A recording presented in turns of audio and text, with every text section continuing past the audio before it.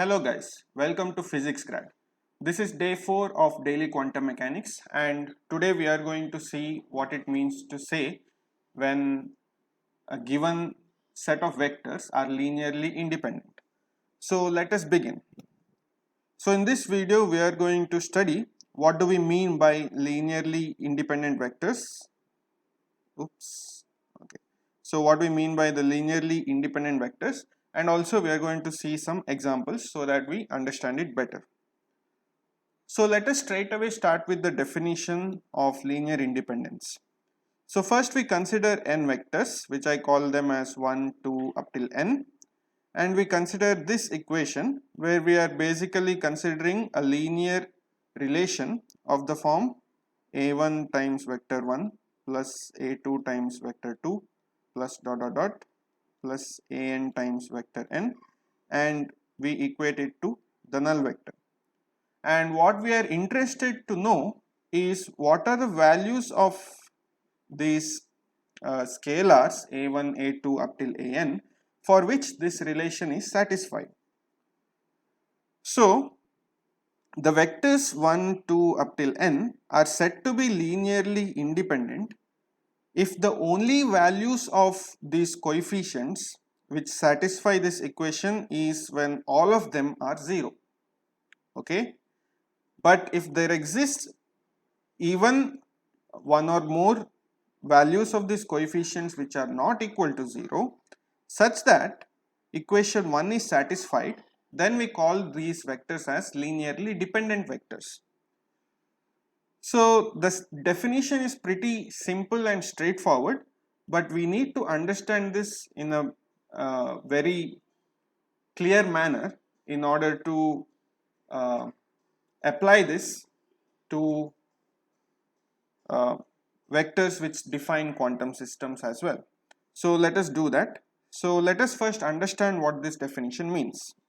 And to understand it better, we will just consider the case for n equal to 3, and that means we will have 3 vectors, and the equation 1 that we saw in the previous slide, that is this one, is now going to become just a1 times vector 1, a2 times vector 2, a3 times vector 3 is equal to the null vector. So if it is possible to find values for a1, a2, a3 such that not all are zeros, which means that all of these a1, a2, a3, if there exists values for these quantities such that not all of these three are zeros and satisfy this relation, then we say that these vectors are linearly dependent. But if it so happens that this equation can be satisfied only when all three a1, a2, a3 must be 0, then we say that the vectors 1, 2 and 3 are linearly independent. Okay, so that is the definition of what it means to say that the given set of vectors are linearly independent or dependent. So now we will consider some examples so that we understand it better. So first we will consider the familiar example of arrows which we have studied in our high school level physics and pre-university level physics. So for this we consider arrows in two-dimensional plane, and we basically consider these 4 vectors for now, which is 1, 2, 3 and 4, and as you can see their directions and magnitudes are different except that the vector 1 and vector 3 are parallel, which means they have the same direction. So first we will see whether vector 1 and vector 2 are linearly independent or not. Now to do that, all we need to check is this equation. So if there exists values for a1 and a2 such that if there exist non-zero values for a1 and a2 such that this equation is satisfied, it means that 1 and 2 are linearly dependent. But for these two vectors to be added and to get a null vector by adding these two vectors, the only possible way to do that is to add vectors which are pointing in opposite direction and having the same length. So by multiplying any vector with a constant, all that it does is simply vary the length of the vector. So if we multiply a1 with vector 1, all it does is it will change the length of the vector along this line. And by multiplying a2 with vector 2, all it does is it changes the length of the red vector along this line. So no matter what values of a1 and a2 we choose, what non-zero values of a1 and a2 we choose, we can never make these two vectors fall in the same line and therefore be opposite to each other, and therefore sum up to become the null vector.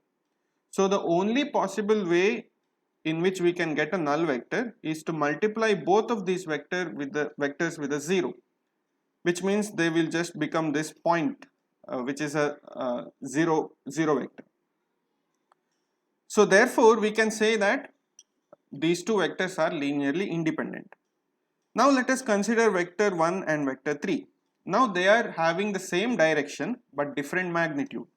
So again, if we consider a1 1 plus a3 3 equal to the null vector, then what we are basically doing is we are basically altering the length of each of these vectors along the same line. Then we will be able to choose some values for a1 and a3 such that one vector is along this direction and the other vector goes along this direction, and they will exactly cancel each other. And therefore it is indeed possible to find non-zero values of a1 and a3 such that this equation is satisfied, and therefore these are linearly dependent.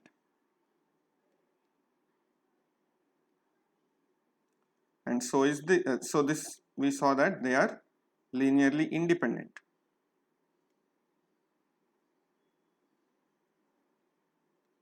So now let us see the vectors 1 and 4. Here again they are pointing along two different directions. So if we write a1 times vector 1 plus a4 times vector 4 should be equal to the null vector. All we are doing is we are varying the lengths along these two lines, and therefore they will never be in the same line and opposite to each other unless both a1 and a4 are 0. So therefore, just as in our first case, in the third case also these are linearly independent. Now we consider the case of these three vectors and check whether they are linearly independent or not. So let me go to another slide so that it is clear. So here we have the vectors. This is vector 2,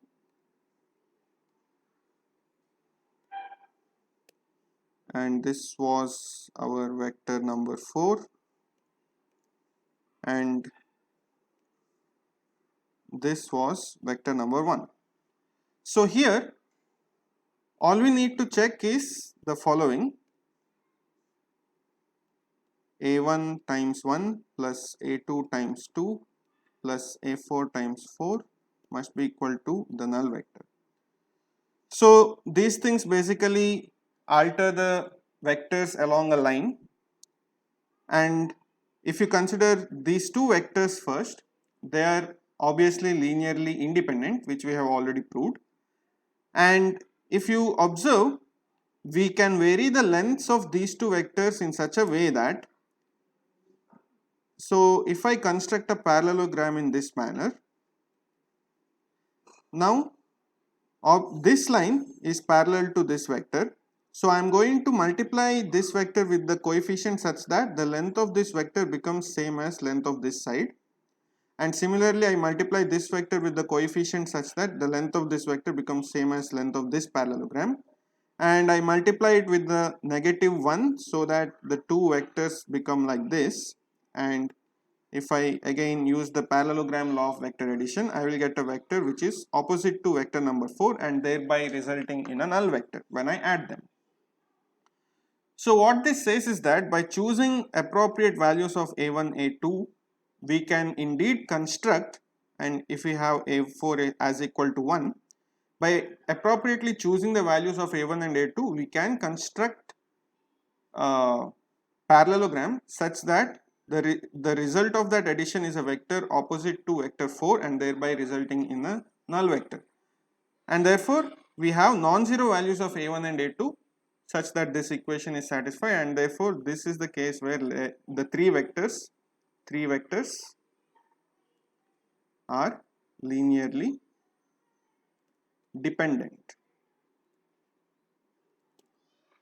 Okay, so with these cases, conceptually and intuitively at least, it must be clear to you what we mean by linearly dependent set of vectors and linearly independent set of vectors. And we will go through one more examples which cannot be represented as arrows, just for the sake of completeness. So in day 3 we had considered a vector space which consists of 2 cross 2 matrices, and we proved that they do form a vector space.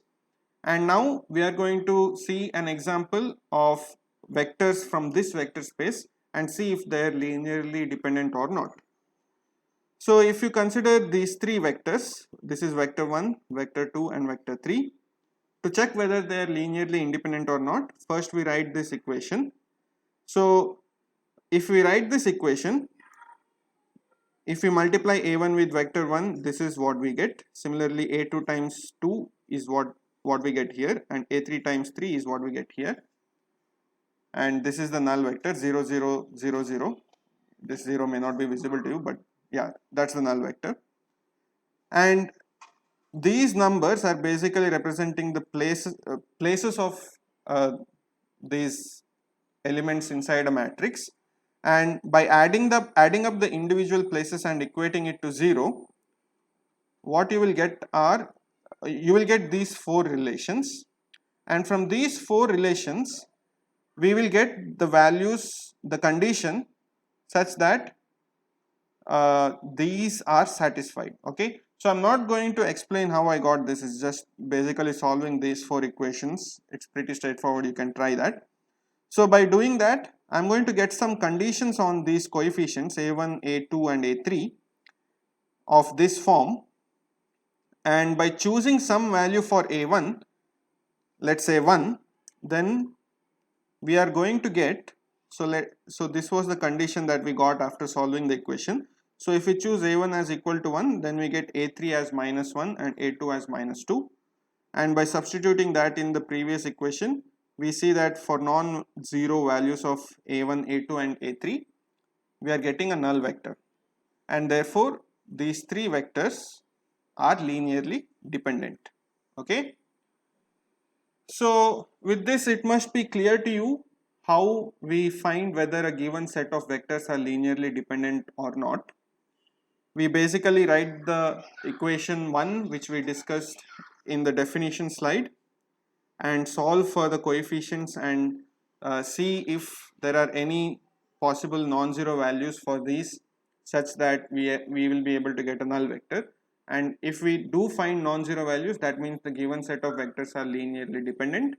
And if this equation is true only when all the coefficients vanish, then the vectors are said to be linearly independent. So that's all for this video. Thank you for watching. I will see you on day 5. Take care.